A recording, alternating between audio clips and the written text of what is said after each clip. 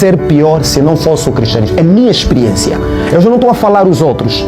Cada um tem os seus motivos, mas acho que está na hora de cada um expressar aquilo que é o seu motivo. Eu tenho as minhas razões para ser cristão porque a minha vida é uma própria experiência disso. Fly, se eu banir o cristianismo da minha vida, eu não vou ser fiel à minha mulher. Eu sou só leal a ela porque Deus da Bíblia ensina-me a não olhar para as outras mulheres com intenção impura.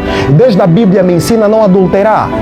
Eu só não mato pessoa, que é um plágio que a nossa Constituição faz, porque a Bíblia ensinou-me a não matar, a preservar a vida. Nossa. Eu tenho receio, não consigo falar mal de alguém, descaracterizar, porque a Bíblia ensinou-me a não dar falso testemunho.